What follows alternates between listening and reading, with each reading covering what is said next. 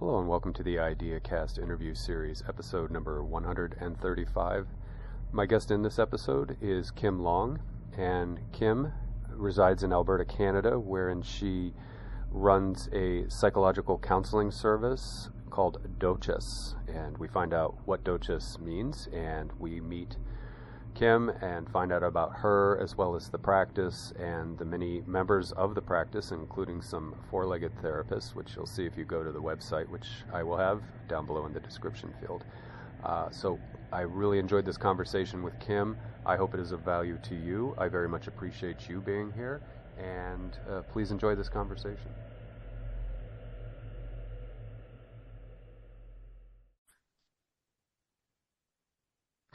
I'd like to welcome Kim Long to the IdeaCast interview series. I am glad to have her here as a guest, and I also welcome the YouTube audience. Kim and I are going to talk about her practice, Dochas or Dochas. Mm-hmm. We'll talk about that in a second. But yeah, psychology. So those of you in the audience that come here for my conversations with therapists, this is up your alley. So Kim, welcome. Glad to have you here. Thank you for having me. I'm excited that we finally were able to coordinate. You're a busy guy. Oh, yeah. And forgetful, too, as you know. No. I'm happy to confess. It's life, right? Yeah. I need to embrace technology more. I'm a paper guy, and there are calendar apps out there, and I'm on a desktop right now, so I have no excuse. I have this thing that I can use. No, I don't know. I've tried them, and I still go back to paper. I think it's okay. You like that better? Well, I'm not a digital native, so. Okay. Yeah, me neither. I'm a Luddite. I love technology, but I'm just like, yes. It didn't come around until I was, almost 30 for the internet. And when I was in school, this is how old I am. They had the Apple IIe, and you did basic programming and stuff. So not what these kids have now. I swear. No, definitely not. Amazing things. Yeah. Yeah, amazing. I still am a sticky note girl. Okay. So good. I've tried the apps, but I always go back to my sticky notes or my agenda. Yeah. Amen, sister. Yeah. We'll fade out eventually, our types. Unite. Yeah. But yeah. Anyway, well, maybe I'll do a hybrid project. Do my computer, and then I'll do my stickies like you do, the sticky notes. Yeah. And things. Anyway, Kim, let's find out a little bit about you for the audience. Education and academic background, and then what brought you into where you are now? What's your interesting story about your provenance story, I guess? Yeah. Well, I mean, I like most things in my life, I didn't take the straightforward route. So I grew up a base brat. My dad was in the Air Force. My mom was in the military for a little bit, but that was aging myself. That was back in the day when two parents couldn't serve at the same time. So mom resigned her commission and dad stayed in the Air Force. So I grew up with some wonderful life experiences that involved learning about people. We lived in Germany for 4 years. So I think I've just always been interested in people and their stories. But in high school, you graduate, you think you're going on to a career. And I had applied for education and I didn't get in. So my second choice was psychology in arts. And I was disappointed, but I ended up loving the degree. But when you get out with an arts degree, undergrad, you can do everything and nothing. So worked for a little bit, went back, got my teaching degree, taught in the schools for 10 years, elementary and junior high. And, I wish things were different and I'll only speak for Alberta. But there was a situation with, a student of mine where she came to me right before class was going to start and said, Miss Long, I need to talk to you. And me being a teacher focused on time, what's going on? Is this a lunchtime conversation or is this urgent? I don't know. My friend's cutting and I don't know what to do about it. And I think something's going to happen. And I just went, okay, lunchtime conversation. Yeah. But then I realized the only resource that I could really give her was a social worker once every 3 months because they were stretched so thin in our district. And that's when I went, I got to get over my own fear of failure and go back and get my master's because I'm not changing the system from within. So I gotta leave and change from without. So surprisingly, they accepted me, and I got in and did my master's in counseling psychology through the U of C and became a registered psychologist in Alberta. And Mm. then just through crazy circumstance, I ended up developing a private practice. I thought I would just practice by myself, but then I met amazing people, and I now have a wonderful team of practitioners. And we tend to focus on complex trauma, but they all practice differently, and we're still generalists, and we support each other, and we're amazed by our clients every day. So I'm very, very fortunate to have this job and have people trust me with their stories. So Yeah, I love what I do. yeah. Hmm. Oh, I'm sure. And to be able to love what you do is a gift for sure. Yeah. A mutual gift, like a gift you're giving, and then a gift that you get or that you're in the presence of by being able to do something that you love, and Yeah. that only makes the work, the product, if you will, or the Um, results better. You know, you mentioned a cutter. I'm thinking back on my own teenage years. I must have been a distinct species of cutter because we would carve things into our arms mostly to yes. just horrify people, but Uh-huh. not it wasn't a self-loathing act. It was more we'd put an upside down cross in our arm or a pentagram or Yeah, Slayer yeah, or something, and just yeah. blood and Slayer. yeah, That's it. Slayer. Yeah, yeah. Everybody carved Classic. Slayer into their body, Yeah, but we just yeah, thought we were being really like shock value. yeah. Well, I'm sure and there's still something honestly, wrong there, but yeah. well, some of it is just, like you said, trying to be cool. But Yeah, with yeah. self-harm, there's a lot of misunderstanding around it, Okay. um, where, you know, people will think that it has to do with wanting to die or that there is that self-loathing. Not Mm, necessarily. Sometimes okay. it's just their way of trying to regulate themselves because they're so overwhelmed, and it Hmm. gives them something. And I'm not saying it's healthy. It's not necessarily Right, adaptive, right. but our system tries to find ways to help us cope with overwhelming emotions. And for some people, they just need to feel in control, or they need to feel something because feeling Mm, so numb and dead inside scares them. So there's so many reasons for it. okay. But it's definitely, a thing to look out for and deal with if you see that Yeah. showing up in the people you love and care about, because there's other ways to cope Hmm. in Hmm. life than cutting yourself or cutting Slayer into your arm.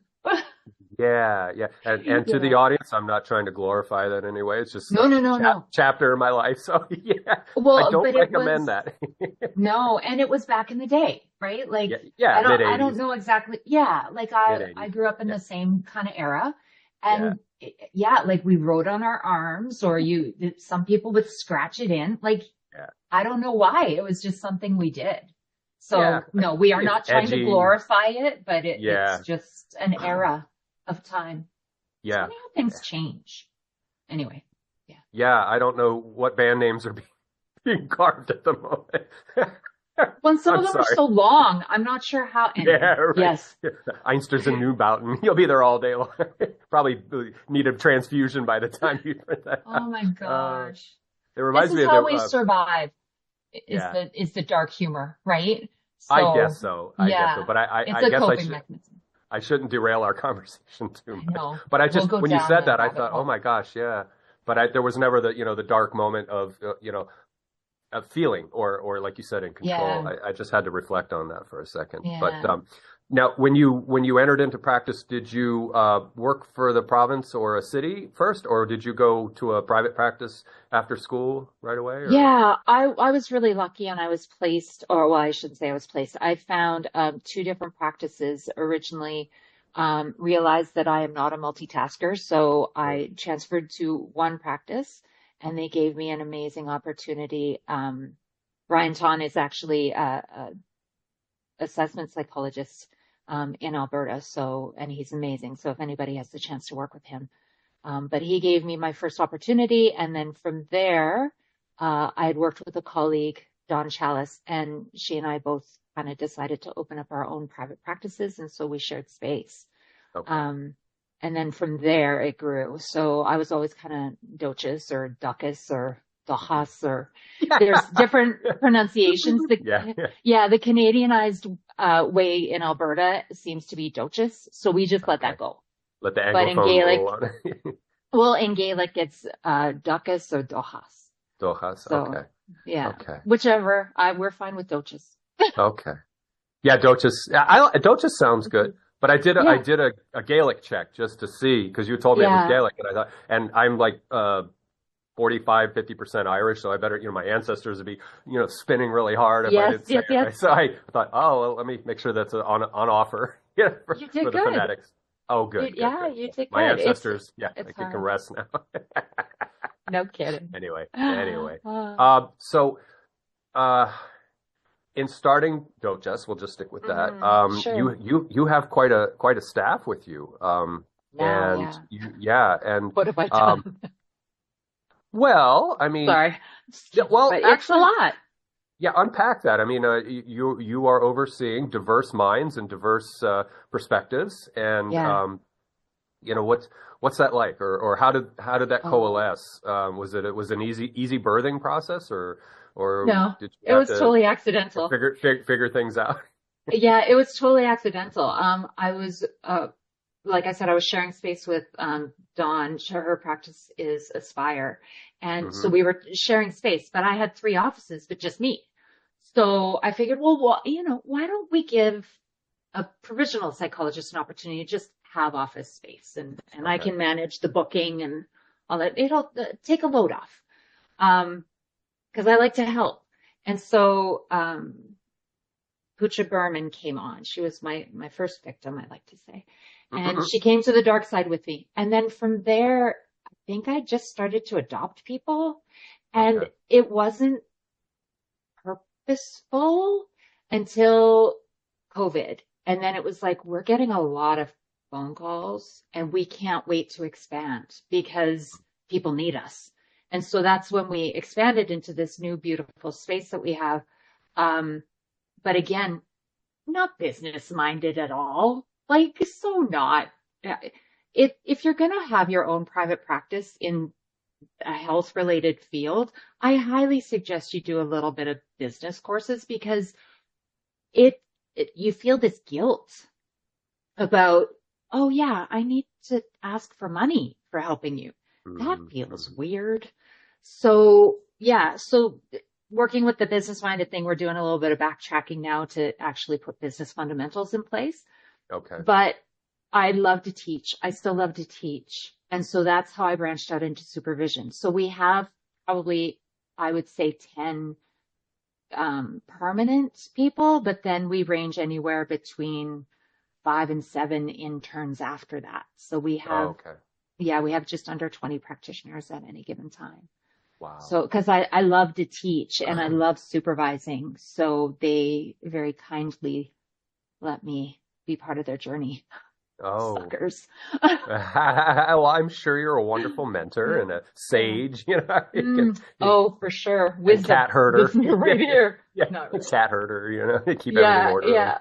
I've been so, I can't say this enough. I've been so fortunate to find like-minded people with diverse, so when I mean like-minded, we're so focused on client care and helping our community that everybody on the team aligns with that, but their theoretical orientations are all different. So it gives us all opportunity to consult with each other. Okay. So every client that comes to our practice is all of our clients. So, we don't know identifying information, but every client we believe is under our care. So, so it's beautiful that way.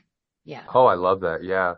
It's kind of like a law firm, and you have specialty things under one house, and you can consult with each other and stuff, absolutely, and get a diverse perspective.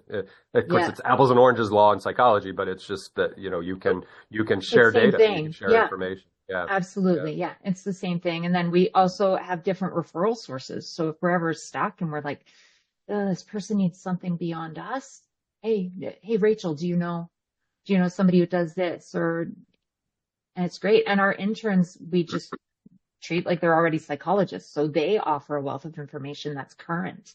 That's true. Yeah, it's awesome. Don't tell them I said that, though. No, don't show him this interview. Don't, don't tell them I said that because, running a Yeah. business is tough. But Oh, I'm sure. I'm sure. mm, But yeah, it's a self-maintaining, self-correcting system when you have these diverse and yes, new and people coming out of school that are getting, like you said, not new information on board. So yeah, that's good. That just only yeah. helps yeah, I like that. Now you mentioned COVID, and one of the questions I wanted to ask you was, do you have the capacity or the interest in doing remote, and do you do remote? Yes. So okay. Yeah. So as long as the way it kind of works is you have to be licensed in the province in which you're working. So we Okay. can offer telehealth to other people in Alberta. Okay. If any of our practitioners license in places outside of Alberta, then they can also offer telehealth there. Okay. But there's very strict rules around that, and for good reason, because Mm-hmm. like you're in the States, every state has their own college or board that makes Mm-hmm. sure that everybody's up to snuff. And the job of the college or board is to protect the public. So we have to make sure that we meet their standards in order to practice in their state. Okay. But telehealth is interesting that way because like you're in Florida, correct? Mm-hmm. So if I wanted to provide therapy to someone in Florida, I would have to be licensed in Alberta, but also in Florida.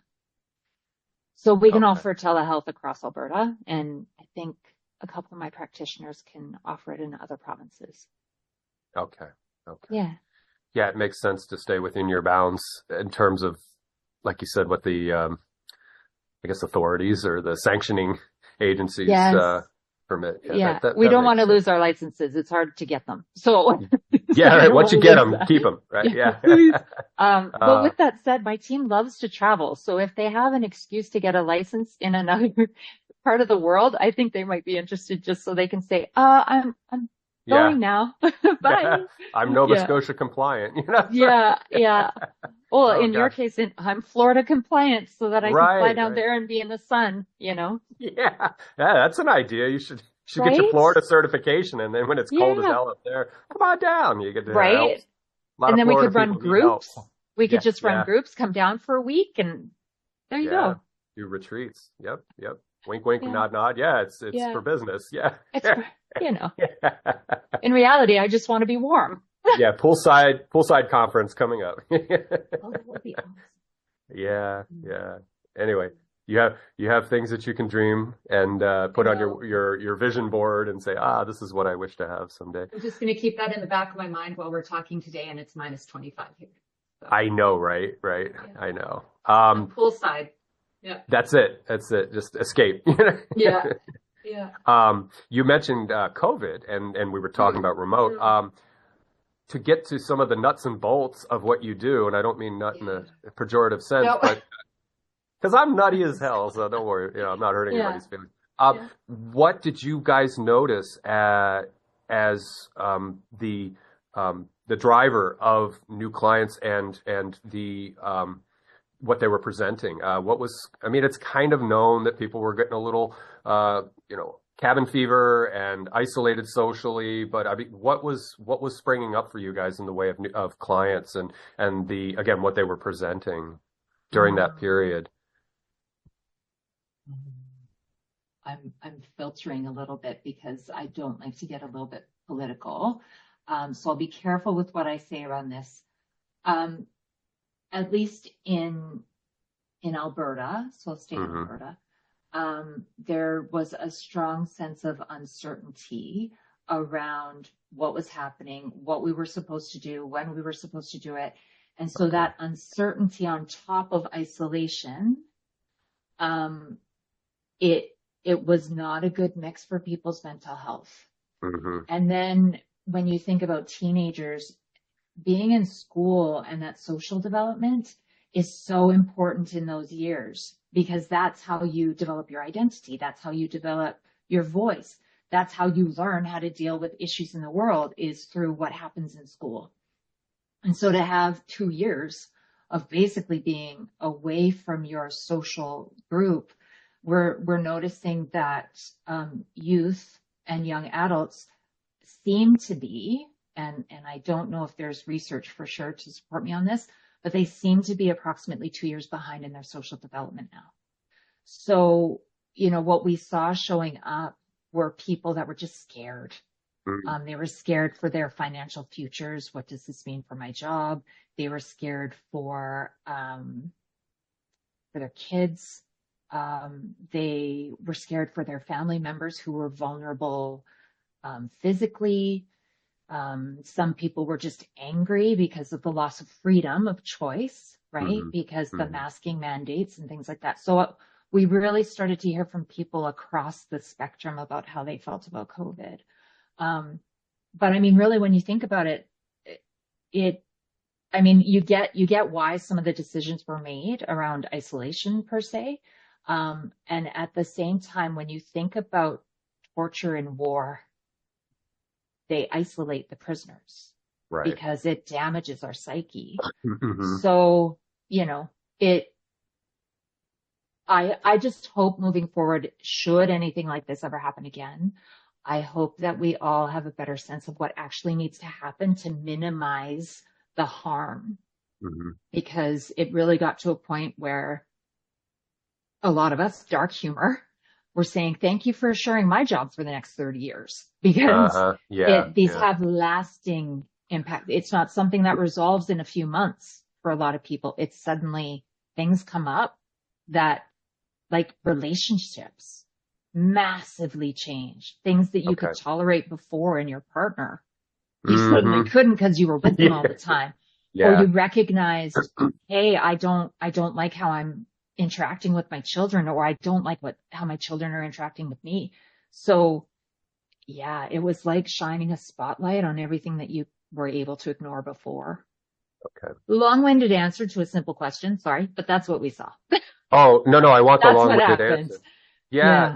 No, I was hoping for a comprehensive answer. Because well, and because honestly, I think the other thing that happened too, why we decided to expand at that time, which was considered absolutely crazy, because a lot of people were shutting down businesses, and we're like, we need more space, is we went from getting 5 phone calls a month to 5 in a week.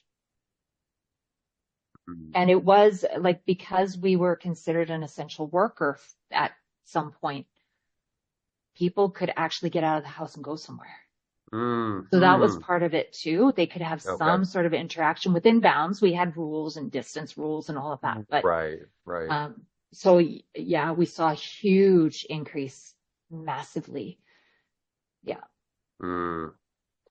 Out of the ashes of this phenomena, do you think it, either academically or on the, in the trenches where you guys are, do we see adaptive or resilience practices, novel means to navigate, as you said, a possible future? And I'm not talking, the state or infrastructure or cultural stuff. It's more the therapist and seeing new opportunities for interventions or modalities of treatment. Is any of that getting kicked around as we've come through the crucible with this one, and or is it just you can use standard practices that were already in place that you just tweak them or adapt them just a little bit to the resultant things that you were talking about earlier? I would say, based on what I saw, it was an interesting opportunity for the priority to be put on making standards for telehealth, because in our field, telehealth was fairly new-ish. We knew guidelines to keep clients safe on their end if we were doing telehealth.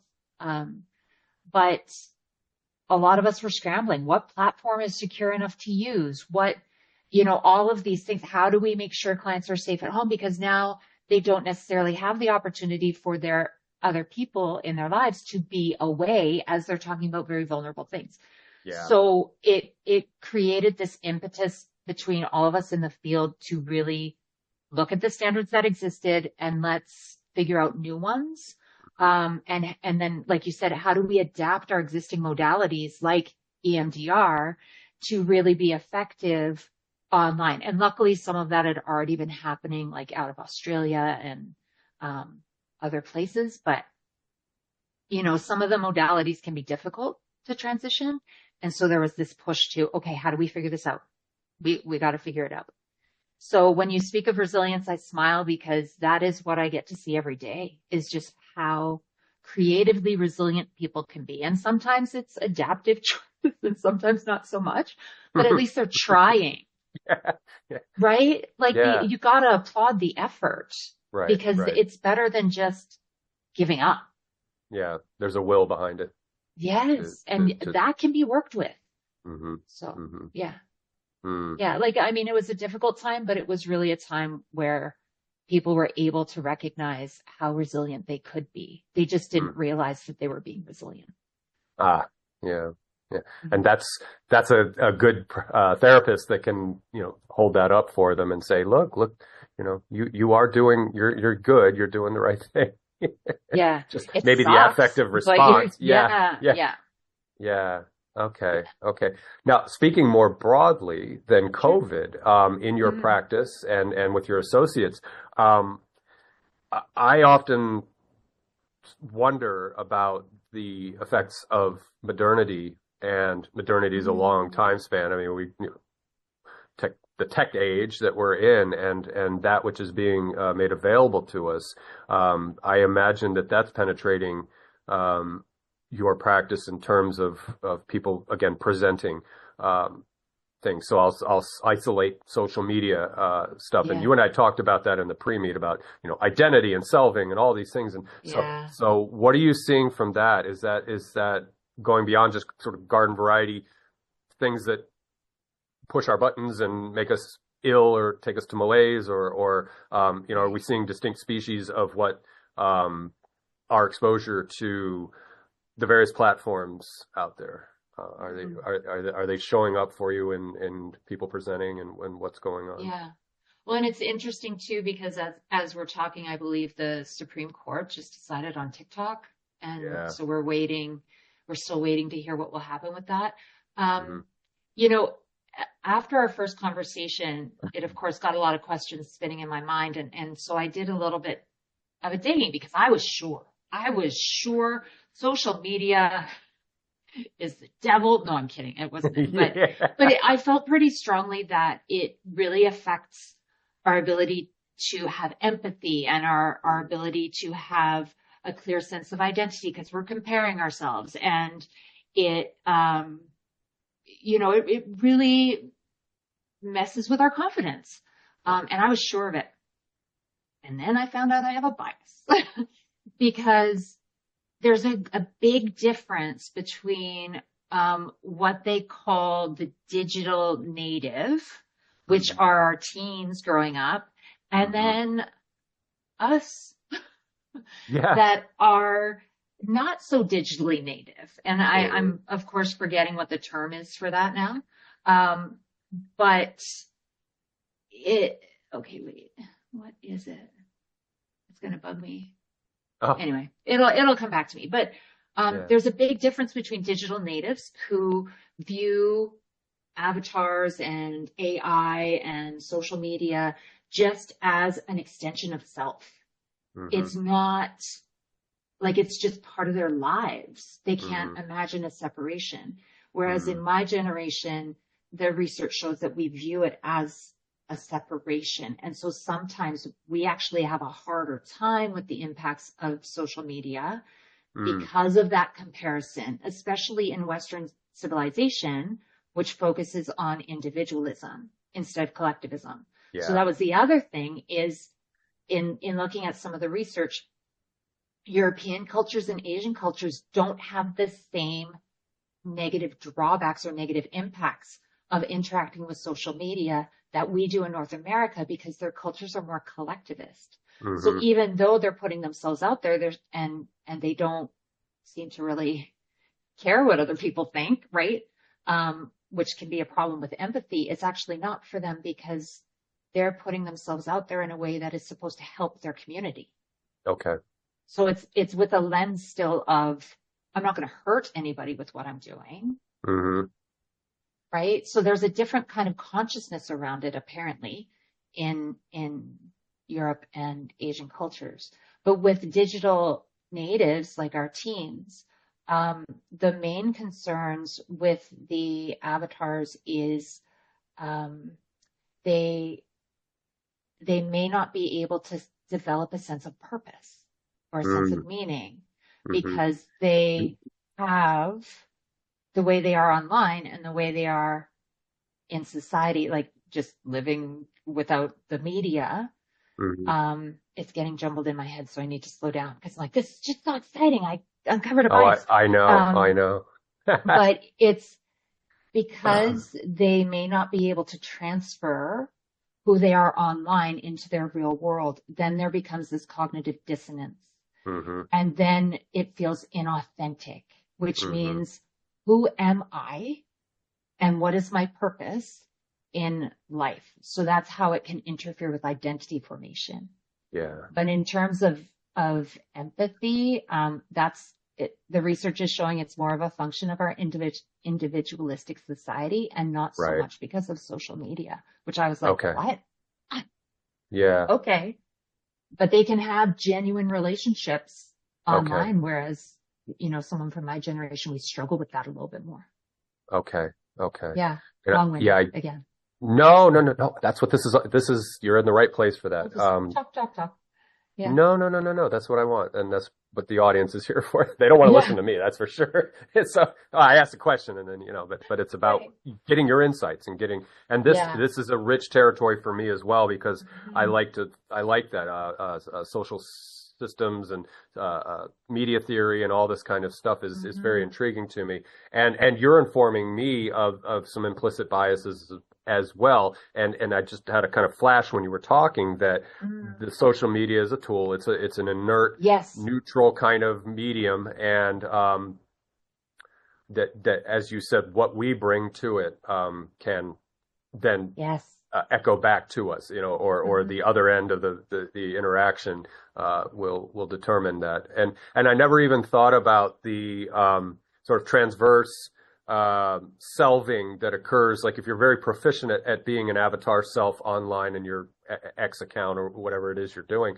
that conversely you then unplug and then you're with a group of fleshy persons and then that, I mean, I see that, but it's like, okay, how does selving occur then? And that could be a stumbling, perhaps for folks that are native. I don't know, because we're outside of that. And I get what you're saying too, because in my indoctrination into social media, which has been a while, I think, I had MySpace back in the early 2000s and Facebook for a while. Yeah. It was so fun back then because, so many bands were on MySpace. Yeah. That's what I went there for. I didn't go for people. I went for all the bands had their sites. But anyway, it was a dipping your toes into the water. But then there were instances where I would come up against, trolls or sociopaths that, loved to feed on, upsetting people.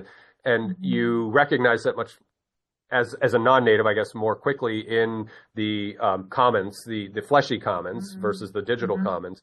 And so that was a learning curve to, because your natural inclination, just like any narcissist or sociopath interaction, that you're trying to be the civil, social normative kind of person, and they're not playing by those rules. So it was a learning curve for me. And then I learned how to be a jerk to them back, and then I was good. But that first initial, toughening of my social immune system, I was like, who is this person and why are they so vicious? This is just a friendly place to gather, and obviously, they're doing their thing, and that's fine. I whatever. Well, but, and the other hard thing about that is tone, right? Like when we interact as fleshy people, as you say, I love that term, I'm going to use it. But when we interact, there's tone and there's mannerisms. But when you're online, unless you're doing a video chat, kind of like what we're doing now, you don't hear tone. And so there's a lot left open to interpretation. And, we all come with our own pre-existing set of lenses of how we see the world. And so some of us, I know I'm hypersensitive to criticism or feeling like I'm not smart. So when a comment comes through and it seems like it could lend that way, I automatically feel like there's a moment of feeling very personal verbally attacked. And then I got to go, wait a minute, read the whole thing and, and take it from the stance of people aren't out to hurt you. Okay. And so see if the message lands differently. And if it doesn't, then I just don't respond to mean people. Yeah. Right? Yeah. But bullying does take on a different form and a different kind of viciousness, I find, when someone can type it versus face to face. Like it's harder for me to tell somebody off face to face than it is if I'm just typing it in and I can send it and I don't have to see their reaction. Right. So there's still that hazard about responsible use, but maybe we can be doing a better job of helping everybody learn how to be still true to themselves, still true to their morals when they're online, but also being able to discover when is it okay to be like, go punt to somebody who's being a jerk. Right? Because just because and I say this to my clients all the time, just because you're struggling with a mental illness, it doesn't mean that you get to be a jerk. Yeah. Like, It's that's not an excuse. Just because you're able to type on a computer, there's still a responsibility that goes with the freedom of having, right? We have a choice. Viktor Frankl would say, and Edith Eger would say, we have a choice about who we are in every circumstance. We can't control our emotions, but we can control our behavior. We can choose. Yeah. So, but that's where authenticity and identity and all that stuff kind of comes into it. So. Right. And then it's bifurcated again, as we were saying, by where we find ourselves, at our place in history. And again, I think as a non-native, it's perspectival knowing, I guess. And I'll never know what it's like to be that Gen Z or Gen A or whatever they are now, that's growing up in that technology. So that's what is it now? I don't even know what's their the label A now? is coming up. Z I think was 2012 to just recently, and then or maybe people in the audience can correct me. I know no, I guess Gen Y ended, or the millennials ended in 96 or 7. So then Z took over like late 90s into 2012ish, and then A is like 12. A's are like under 12 or 14 years of age now. So, but yeah, Z's already. Oh my gosh. Yeah. Isn't it crazy? I know. Oh, that hurts my heart. And then there's B, and then there's just going to go on. So I always think it's funny that millennials, they were Gen Y back in the early 90s, late 80s, mid to late 80s, early 90s. And we're calling them Gen Y. And then all of a sudden around 96, 98, they started calling them the millennials. And I thought, well, they have nothing to do with the millennium. The Z should have been called millennials because they were being born from 98, 97 through the turn of the century into the 21st century. So again, maybe somebody in the audience can write a comment about why they're called millennials, but I don't know. Maybe it's their time. That was their period, arriving as adolescents into teenagers. Maybe. I think it's smart to take it though, because you have Gen Y. Like when you add the tone. But then I also feel bad for Gen Z or Z, because like, isn't there a movie about zombies? I don't know. Oh, I think I know what you're talking about. Like it was a Brad Pitt movie and World War Z. World War Z. So I kind of feel bad because are they just a bunch of zombies? I don't know, but no. But now it feels very petri dish, like Generation A. It feels a little petri dish now. I think we should come up with cool names for all of them.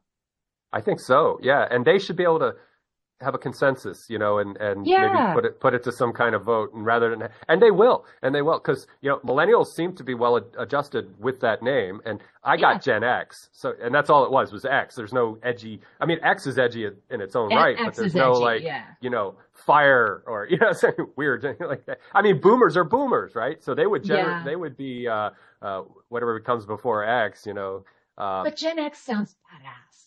I will say, I'm okay with Gen X. Because it sounds like tough, like. Everything was X back in the extreme this or extreme that. So I like it because Yeah, and they called us the slacker generation back in the day. The boomers called us slackers, and I love that. Yeah, yeah. Because apparently Like we you were only live. aimless and shiftless, and we had no real aspiration to become anything. I don't know. Whatever, man. If they can Yeah, only and see us now.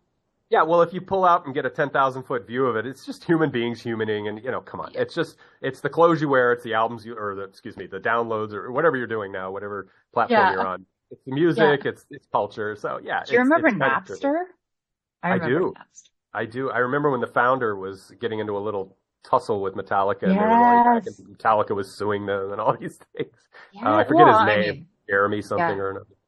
We could go down a whole rabbit hole just with the music history and how, artist rights versus, Hmm. consumers but I mean, that's been since the dawn of time with like VHS and beta and Yeah, recording movies and your yeah. listeners are like, what is she talking about? Wait until I Oh no, talk no. about 8 tracks. No, I'm just kidding. Exactly. Yeah, I'm from that generation. We had 8 tracks. Right? They were See, neat. You could we know. you could pop from track. It was like better than a two track tape and a vinyl Yeah. record. Just pop the button and you'd go track really fast. It indexed really quickly. Not Yeah. like CDs, but in the 70s and 80s, that was what you indexed. So, I miss records.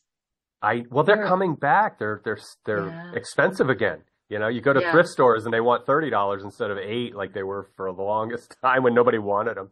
Yeah. That's the funny thing Wow. about history. Like cars are, It does. old and out of date, and then all of a sudden, wow, it's a classic again.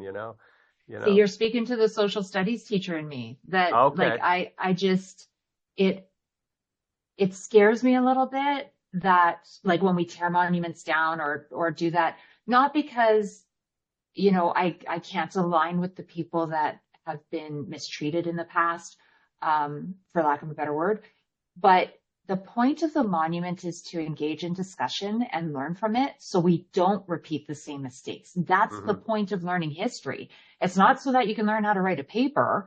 It's Yeah. so that you can learn, hey, this is what led to these decisions. Let's maybe not go down the same path again. Yeah. So by wiping out history and mementos of history, then we lose the opportunity to talk about it and how it was not okay. Anyway, that's my soapbox issue. But Well, yeah, I I think agree. history is important.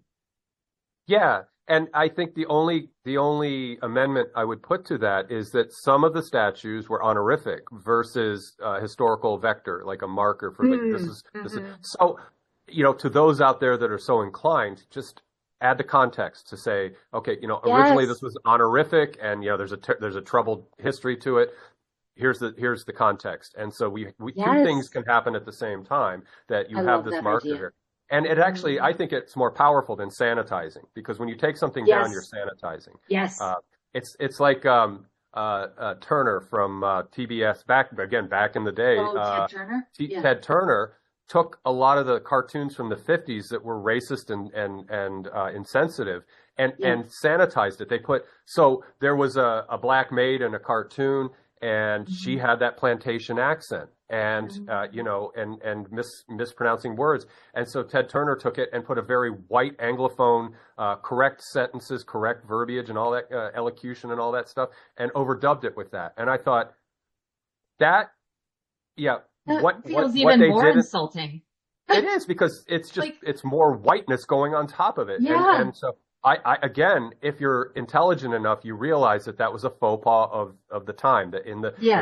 in the 50s or 40s, they were not sensitive. We still had racism, we still had all these major issues, Absolutely. but to then Still do. sanitize it. Yeah.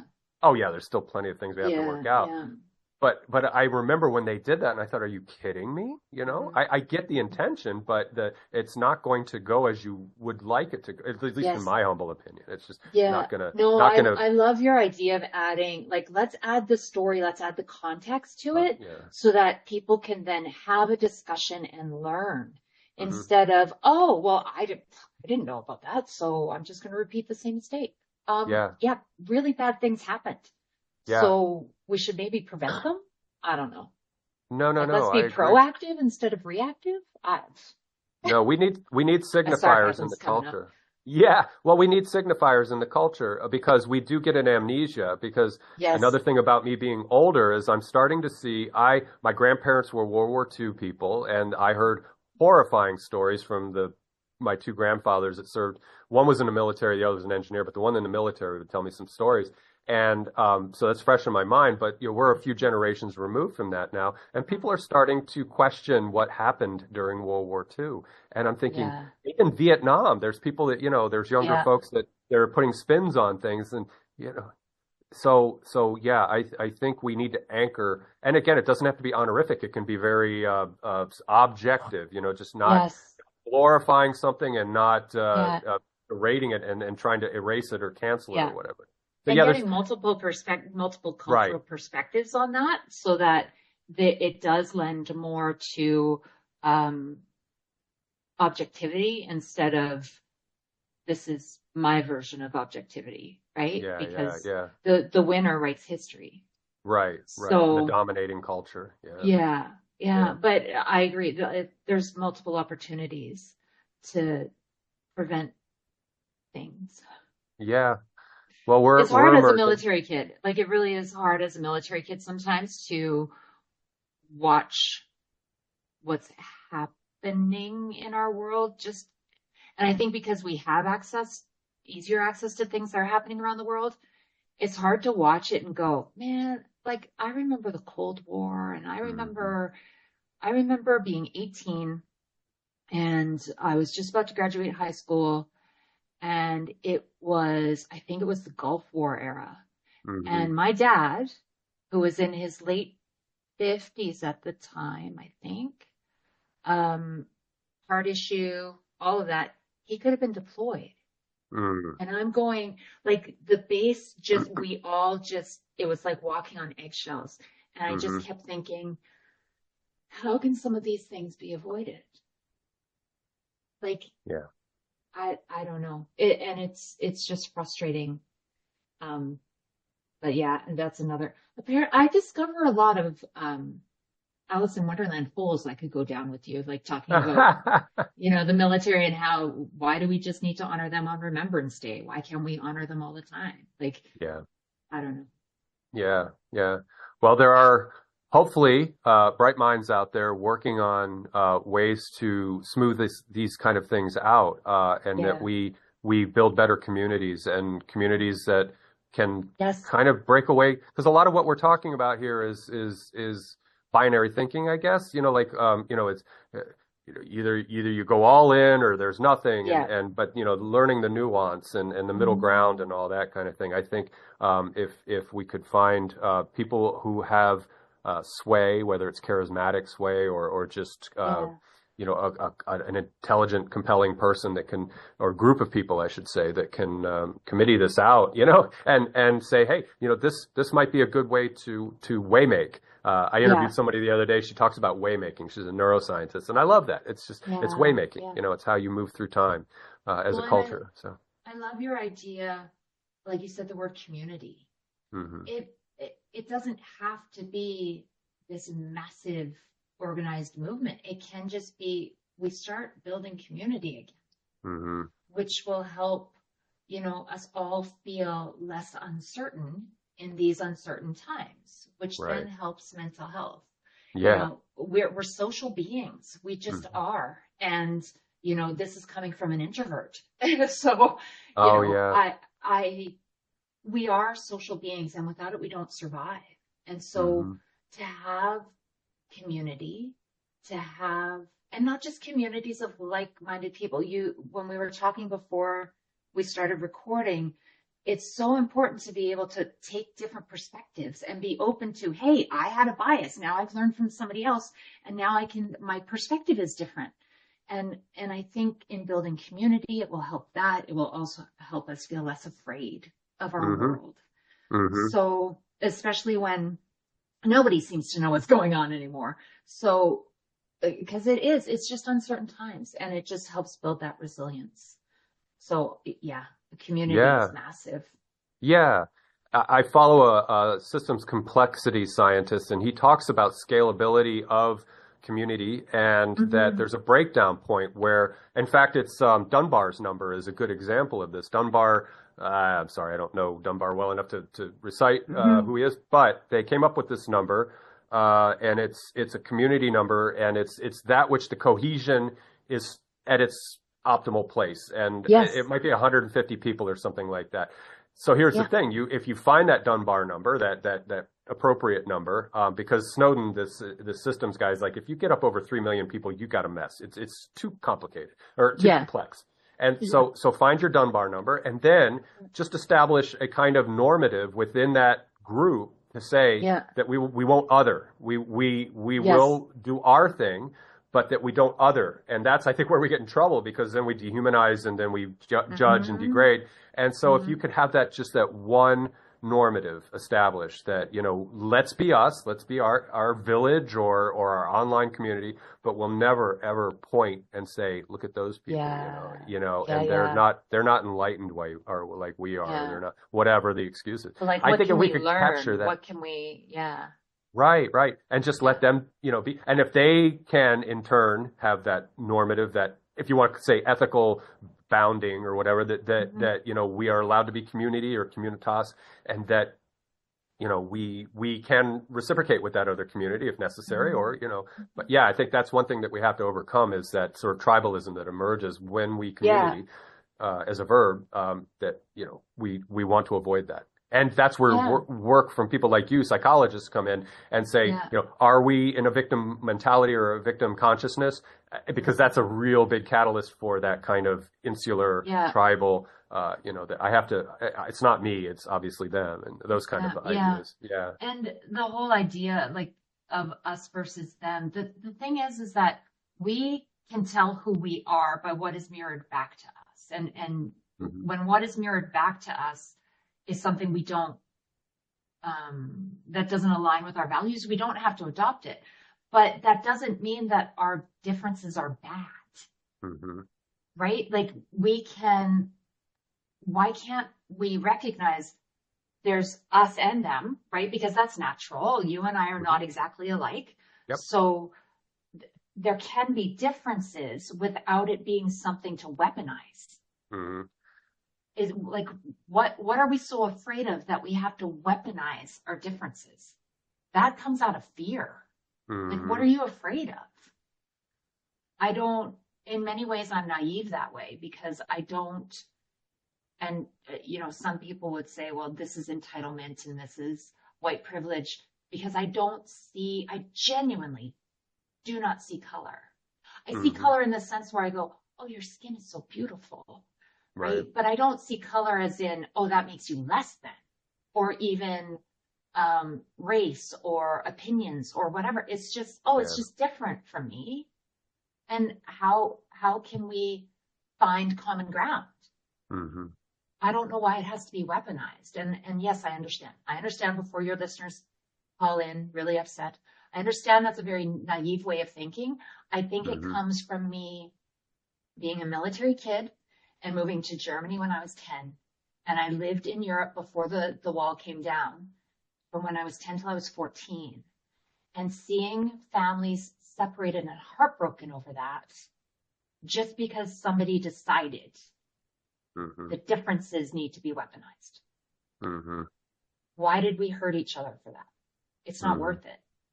So I think that at that formative developmental age, it just changed the way I look at the world. And so I look at it very simplistically sometimes. And I think it annoys people, but that's where my lens comes from, is, we were taught you're an ambassador for yourself, your family, and your country. And you go into it with that peacekeeping mentality.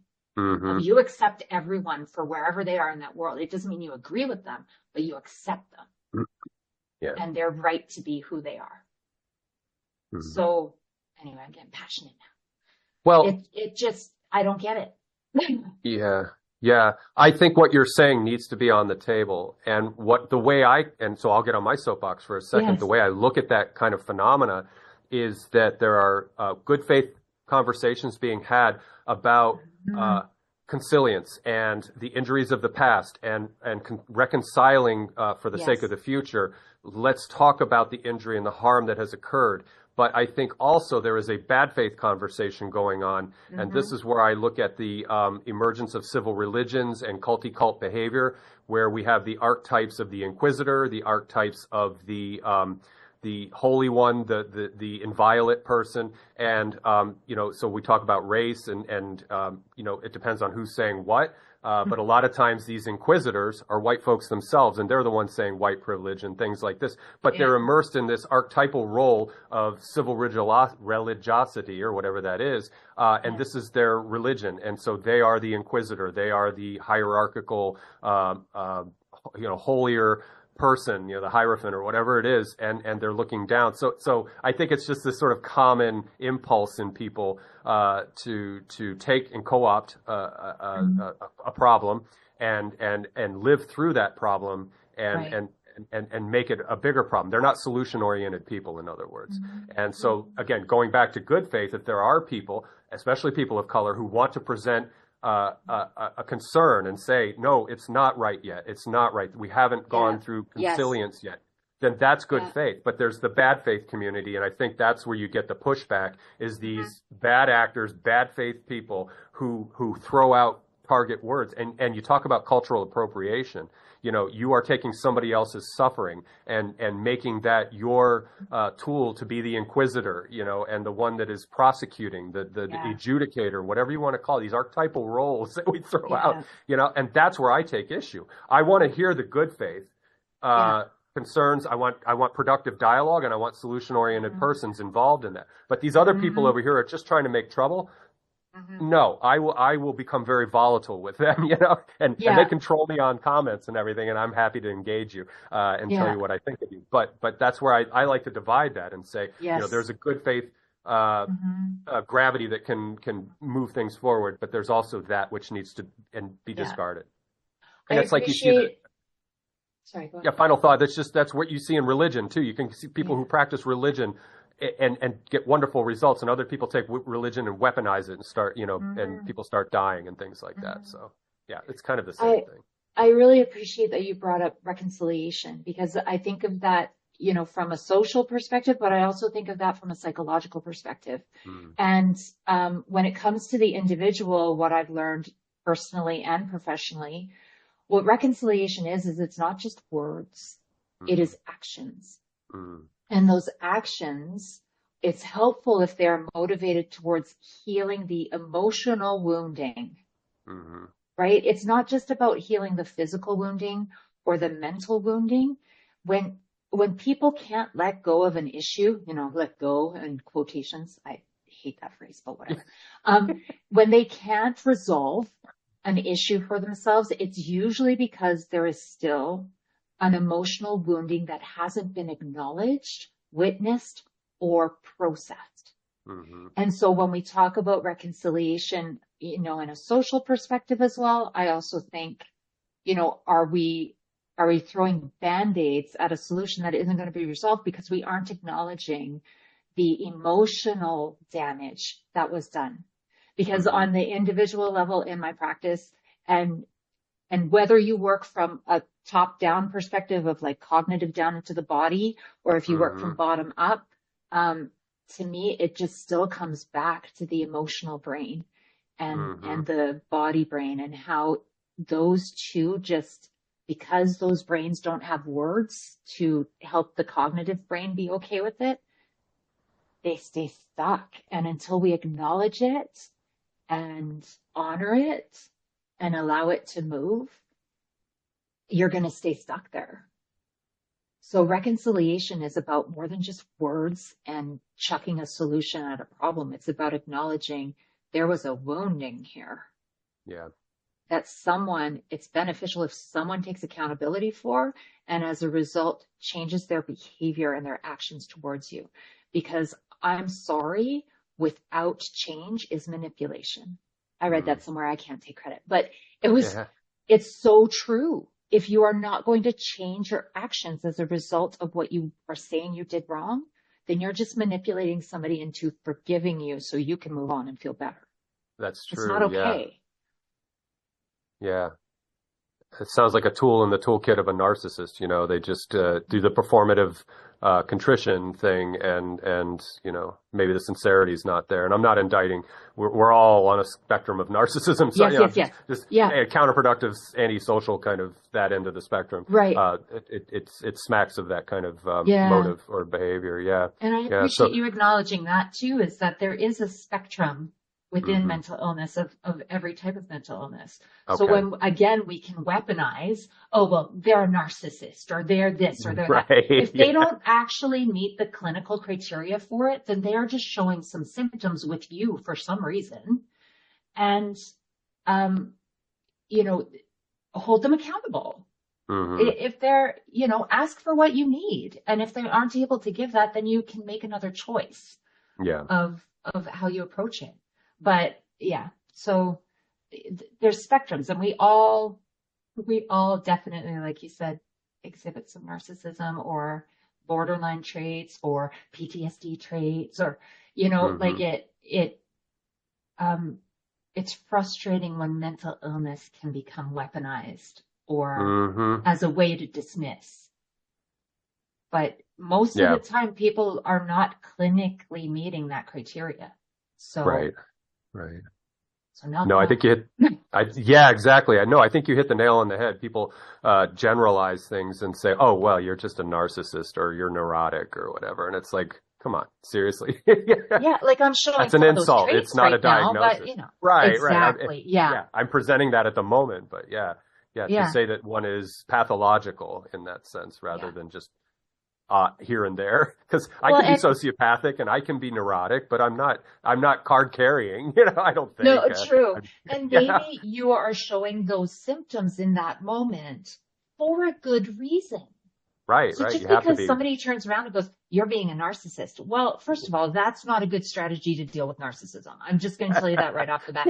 Dr. Ramani would be like, not a good plan.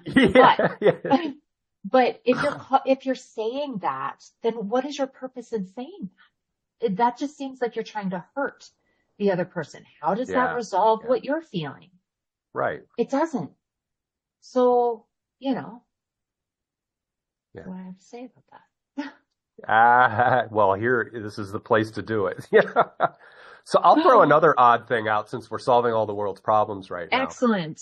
I saw something they're showing up in my YouTube feed. I saw that there are these companies, or there is a company that are making these humanoid robot-y things. Have you seen those? And I think it's Realbotics or something like that. And of course they make different faces, but of course the prototype is this blonde female European. I won't talk morphology too much, but it's what tech nerds probably imagine that their girlfriend would look like. So anyway, I watched one of these things yesterday, and the CEO was like, we can do senior care with this, but the target demo on this was loneliness, that we can have this as a therapeutic modality for loneliness. And I thought, wait a minute, we have almost epidemic, and I'm diagnosing now, like a large amount of loneliness. I mean, the Surgeon General of the United States said it, so I guess I can parrot that we have a loneliness thing going on. Yes. And now we're bringing this chunk of silicon and stainless steel and titanium into your house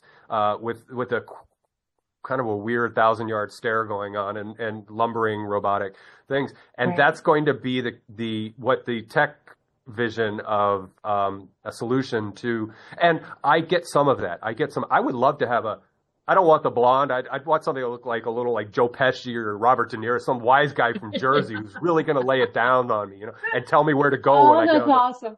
Yeah. Wouldn't that be great? But I wouldn't mind a bot to spare my wife of me having to harass her with all these random thoughts that I have. But that is kind of neat. But to really get down to the core of somebody who's truly lonely and is starved of social interaction, to put that in. Well, where are we heading with that? If you want to get out and prognosticate about like weird band-aids that we're putting on the loneliness thing. Well, again, I think for you and I, it feels weird, but for a digital native, it doesn't. Okay. So, a colleague of mine who is a chunk of time younger than me, we don't need to discuss it, whatever. She actually jokingly, but I think it's kind of true, believes that like she will have full out conversations with ChatGPT. Okay. And because the AI is able to adapt and learn who you are and have conversations with you, do I feel comfortable with it? Personally, no. Mm. However,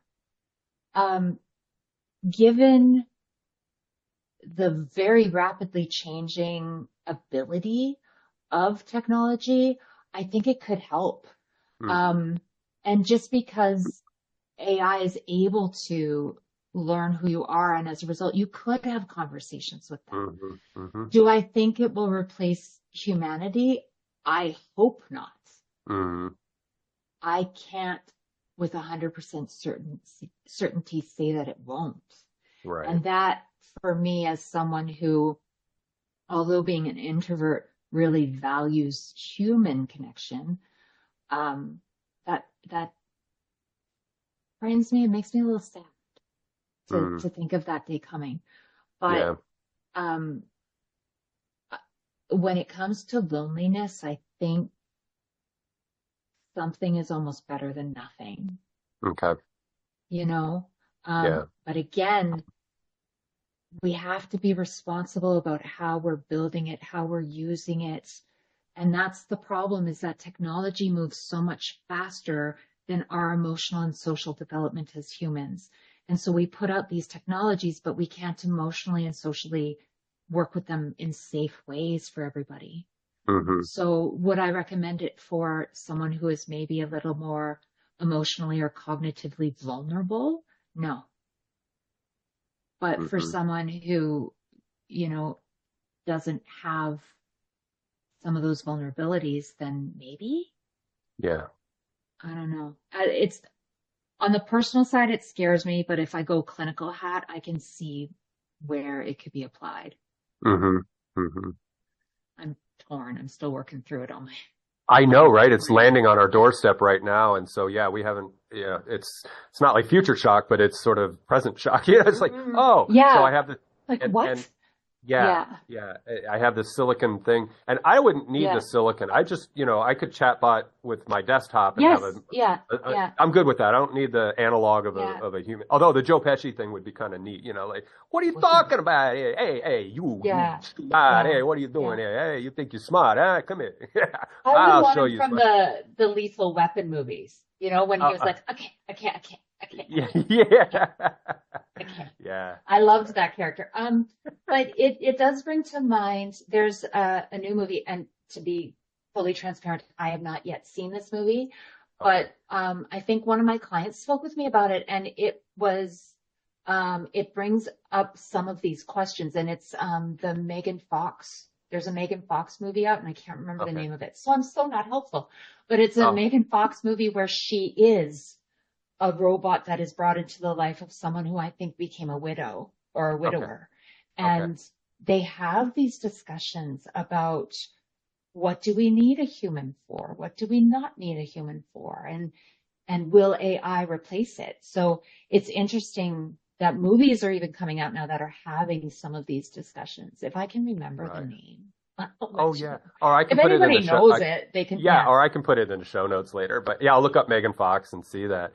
And we need to have those films, and we need those conversations, because there's even I don't know if it's an individual or a tech company in Japan that is actually retrieving a lost loved one's voice.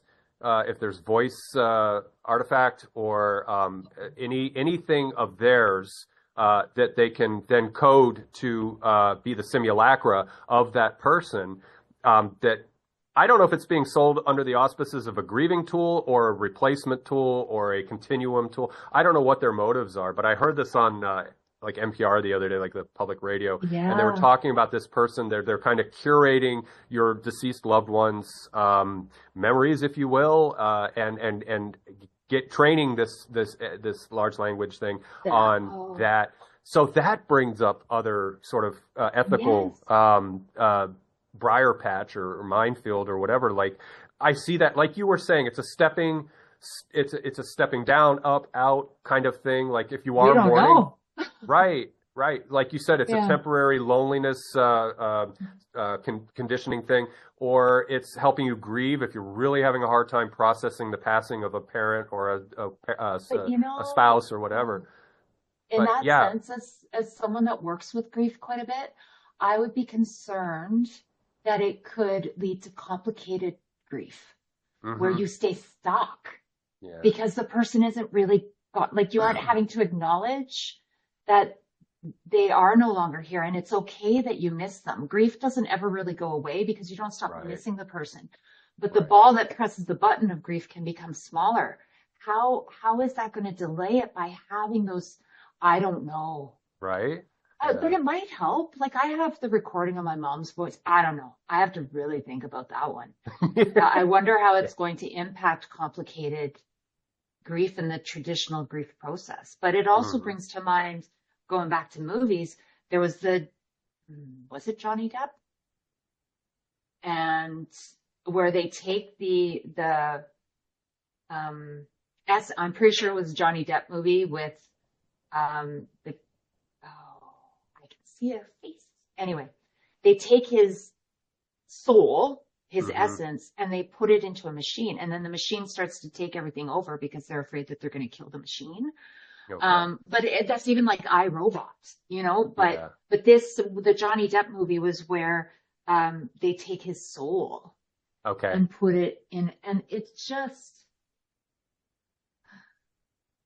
I, I'm getting icky. I'm We're feeling, entering into strange times. Yeah. yeah, Yeah. I just hope that somebody is taking the time to reflect on, are we emotionally and socially prepared for the technology that you are putting forward? Before this technology is launched to the masses, can we do some studies about how it's going to impact mental health? Because we're already not doing great. Yeah. Like, I Yeah. know you have to be aware of what it's like. Theoretical orientations or strategies we use. We don't use the same strategies with every client because context and their resources, their internal resources determine what strategy we're going to be able to use without causing harm. Mm-hmm. Mm-hmm. So like I know it's cool. Like it's cool. I do enjoy the idea of the Joe Pesci voice, but let's let's slow it down a hot minute Yeah. when we can't even get along with our neighbors right now before we Right. start Right. messing with where's our soul going after like, oh, Yeah. Yeah. yeah, that gave Well, me all kinds of heaves, but it's, how do we adapt? yeah. Yeah. I don't know. And I think to really, pull the lens way back, I think Yeah. in the age of tech, let's say the last 50 years, that we are moving, like you've said this a few times, we're moving the advancement of the technology Yeah. at the expense of not analyzing the consequences of what this technology. So we talked about loneliness. Well, loneliness Yeah. to a degree is being caused by these avatar oriented, and of course I'm non-native, but Yes. the part of what's going on is we're having simulations and simulacra of relationships that are not as deep perhaps as the Yeah. fleshy things. So we have to analyze that and say, well, where are we going? But we have this sort of inertia, or this kinetic energy of pushing the next frontier of where are we going? Because now they're going to start talking Neuralink and all these other things, but we haven't done cost benefit analyses through the pipeline back to Yeah. where it was just brick cell phones and just dial-up modems, and the infancy of where we what has blossomed into what is still a nascent thing. I mean, we're just quantum computing. They just had the is it Willow? I forget, one of the chip developers I think it's called Willow, and it's now a stable quantum processor, and that's going to add a whole new dimension to machine learning, so that Wow. it's. Yeah, so that it's like now because the problem with quantum computing was the qubits were super error prone, and they've gotten the error ratio down to a point where they can get intelligibility out of the computation, yada, yada, yada. So that if that gets refined and improved, then quantum computing is going to make our binary computing just, I mean, they're petabytes of information per, baby second, all this kind of weird numbers that we don't know about yet. So it's just crazy. Yeah. In fact, they said it would take a binary computer to run an algorithm that the quantum is doing. Like there was 17 zeros for years for how long a binary, like my desktop, the 1-0 thing. Really? That the quantum thing could punch an algorithm, and I'm probably not doing it justice, but so that's the level of exponential, computational amazing. power we're looking at. Yeah. Yeah. So I almost think. Sorry. Go ahead. No. Go ahead. Yeah, I was just going to say, I don't know what this looks like, but just to have this capacity within our culture to analyze and say, okay, this is working, but there are these unintended consequences or these negative valent effects, yada yada yada, that we want to account for, so that we can then bring the whole thing forward with less casualties or less. Unintended, negative. Well, you had mentioned it before, right? That it's a tool. We need to remember that everything that we're developing, it's a tool to hopefully make lives easier and more comfortable for people. And I like to believe that the people developing these technologies are doing so in the spirit of good intentions, right? My concern is always, what happens when the tool gets in the hands of somebody who doesn't have such great intentions, and they now take it, and we don't necessarily have control over that, but then they take it and they morph it and they make it something that causes incredible harm. Mm-hmm. So, we can't, like I said, we can't necessarily we definitely can't control the behavior of others. Mm-hmm. We don't, if we could, man, life would be a lot easier sometimes, but we don't have that kind of power. Right. But I do think it's responsible to think about, okay, this is a fantastic thing that could help a lot of people. How can it be modified to hurt people? Mm-hmm. Or how could it be used to hurt people? And then is it worth it? Mm-hmm. Mm-hmm. Because I'm sure that there are many people out there with fantastic ideas that could create things that would change our world and change our lives. But you got to think, what happens in the wrong hands? Mm-hmm. Yeah. It's a huge factor because we're seeing it. We're seeing deep fakes. We're seeing all these different things coming out of AI and machine learning, and that has to be dealt with, I think. And it's not to say that we have to stop everything so that we can catch up. No. It's just that we have to build that in. And so, okay, computing, they build in error correcting code. They build in these things. So these tech guys should know this, but they're not, their perspective lens is, if you don't mind my being judgmental, tech people, it's a box. It's not comprehensive enough, I think. And that's where the onboarding of other smart people, who can then share, and collaborate or confab, whatever it is, with each other to have an ethical grounding or whatever you want to call it, some sort of scaffolding and platforming that allows them the audacity of imagination and change and forward progress, but that there's this mediating factor that is running alongside with it that says, okay, this is how we correct for, or this is how we do our best to manage that with the Promethean fire that we continually, we've taken a lot of Promethean fire down, and so that's just, to me, it's not a criticism. It's just maybe a cautionary, a caveat that needs to be installed. You're talking about the importance of community again, right? Right. The importance of having people around us who we feel safe with, who can call us on our crap, right? Yeah. The importance of a devil's advocate on any team, as much as they unfortunately get a bad rap because, you're the naysayer or you're whatever. No, if we had only yes people in our world, we'd be so screwed. Mm-hmm. Yeah. Because you wouldn't have that person going, but wait a minute, what about this? Or what about this? So we need community. We need a team of people that we're all on the same team. We're all moving towards the same goal of making life better, but we have different perspectives who can go, but wait a minute. Ooh, that might be no bueno. Like, it's just, Yeah. Or how do we firewall it or safeguard it? yeah, Yeah. yeah. So community again, right? We Hmm. can't function in a vacuum. Right. Right. And to think there are people out there, and this is me, this is a big soapbox editorial. There are people out there that say, we don't need philosophy anymore. We're good. Science can take care of everything. And I'm thinking that was a philosophical move you just made. And so hold your horses, pal, because this is exactly what, now, there's Yeah, the dreamy stoner philosophy. We're not talking about that. I'm talking like philosophy of science, philosophy of computer science, philosophy of culture and ethics and all yeah, these things. This is where those kind of minds, the people that can do that kind of thinking can be on board, like you were saying, in a community. And it's a steering yeah, mechanism that can inform the otherwise brilliant and talented people who are just really good at coding yes, and conceptualizing and imagineering, as Disney would say, all these kind of new things. But yeah. yeah, to have other voices on board. Yeah, I think that Well, the part of people that gave you that argument of, it. no philosophy is necessary, you're forgetting how our brains develop. Our Right. brains develop from the brainstem, right? That's the oldest part of our brain, and it is very instinctive, reptilian. Then the mammalian brain develops. That's our emotional brain.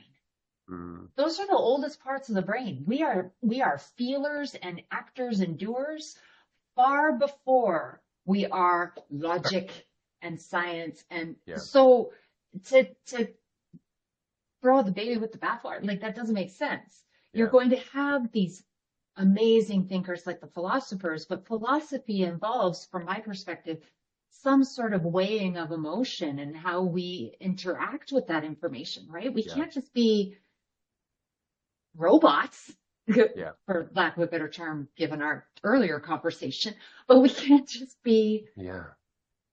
science and fact. I mean, it would be Yeah. great because it would make decision making so much easier because there's no shades of gray.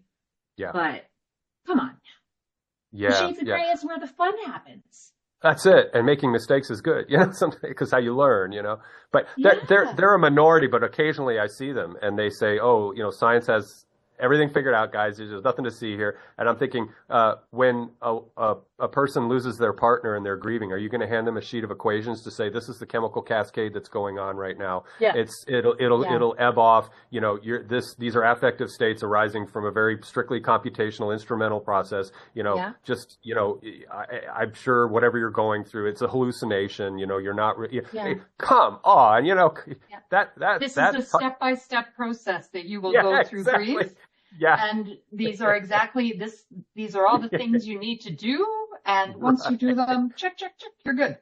yeah, exactly. No, Not gonna work. Not gonna work. not in So, my but experience anyway, but no. Now they do. So they are a guardrail. If they're not being absolutist and they're saying, well, we need to have less philosophy influencing a certain branch of science or the metaphysical assumptions, that's fine. But to yes, say yeah. as a cut and dry statement, that always rankles me. I'm just like, no, stop. But And the irony that anything it's that's extreme. yeah.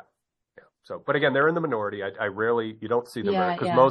most stable people are like, yeah, we need both because they both need to guardrail each Yes. other and inform each other because that's how science advances is you have to make assumptions and have inquiry processes, which is Yes. philosophy. So yeah, anyway, Yeah. I don't know. it'll never Like take, like it'll you're never saying take hold. though, the two extremes. Anytime you have Yeah. really extreme anything, like even eating, if you have like extreme dieting or extreme, eating one certain way, it's not good. Yeah. It's, working in harmony is one of my clients taught me this early in my career. We were talking about the notion of balance. Okay. And I was like, if one more person tells me I need work-life balance, I will show them how unbalanced I am. And he said, it's actually about harmony because sometimes work will take more priority and sometimes home will take more priority. And it's about finding a nice flow between the two of them where for the most part, it feels like it's in harmony. And so ever since then, that's how I try to look at things is I'm just trying to find harmony in how I approach life. And I encourage that in my clients because it's not about being extreme. Find the harmony where that resonates for you. Yeah. Without taking out other people. But like it's gotta resonate Sure. with almost like for some reason, I just got this image of like harmonious vibrations almost. It's Mm-hmm, got to mm-hmm. vibrate in a way that feels like, oh, yes, this is the Yeah, sweet spot where I'm in flow. right, right. Yeah, it's like plucking guitar strings. If you pluck more than one Yeah. guitar string, if they're both in the right tune, and you Yeah. pluck a C sharp, and the two strings are going in C sharp together, they're two separate strings, but like you said, they're vibrating in a way that is consonant with a pleasant sounding Pleasant. Yes. note. Yeah, Thank that you. note that you're playing. Yeah, That's that's a the image I had in my head. So thank you for articulating yeah, that. I was like, yeah. what No, is I that? agree. That's a good metaphor. It's a good Mm. metaphor. So, Kim, we've gotten to that hour and a half. So, I know, if you look at want us to, go. I It all know. kind of, Well, we I, addressed a number of things here. My gosh. yeah. I would just say one last thing Yeah. as we No, were talking about the I want you guitar. to. Yeah, Yeah, please. as we're talking about the guitar strings, it kind of helps us tie the conversation back up in a little bow because we started out kind of talking about authenticity and the Mm, importance of, you know, being able to be authentic both in a digital world and in our personal world and hmm finding harmony between that. But when we are working in harmony and those chords are working together, it allows us to feel safe, less uncertain because it sounds right, it feels right, everything's clicking cognitively. And that's what allows us to be authentic, which is hmm where we can find meaning and purpose in our lives and make really good choices for ourselves. And mental health therapy, in my perspective, is a lot about bringing people back to that space where they can be authentically them and accepted for who they are in whatever moment of life, and that's safe. So now from this safe space, you can heal and move forward into a life that is in harmony. So look at us subconsciously bringing it all back into a bow. Yeah, High yeah, five. yeah. Virtual high five. That's it. Uh, One of the guys I follow calls this dialogos, where you and I are producing ideas that take on their own, not life, but just their own presence. Yeah. And that conversation knows where it's going. So yeah, this speaks to that Yeah. this evolved into that kind of dialogos. And I really appreciate the time that we had today and being a Yes. good Thank conversation you. partner with me. We'll have to have you back, and we'll maybe kick around some more ideas that we can have for a conversation, Yeah. and bring you back maybe in the late spring, early summer, and chat That'd be some more, because I awesome. think that would be fun. But I really enjoyed today. I appreciate you Yeah, for I coming here and appreciate you talking. too.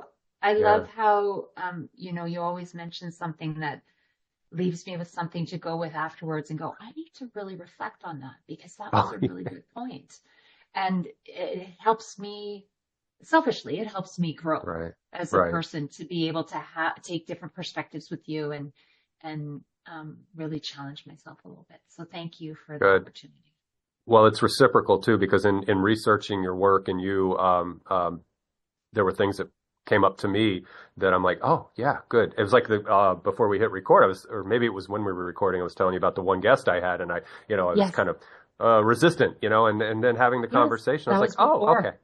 Okay, Yeah, yeah, before we hit record. So yeah, yeah. that works that way, and I that's how I learn. And the same guy that was talking about dialogos talks about dialogical learning versus monological learning. Yeah. And you and I we're dialogically learning. I'm informing you, you're informing me, and we're informing the conversation itself, which is the The dialogos. So importance of community.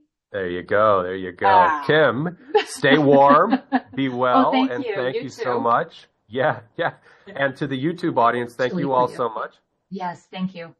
Yeah, I'll say goodbye to you after I stop the recording. But again, YouTube folks, Sounds thank you good. so much for being here for the conversation. Take care.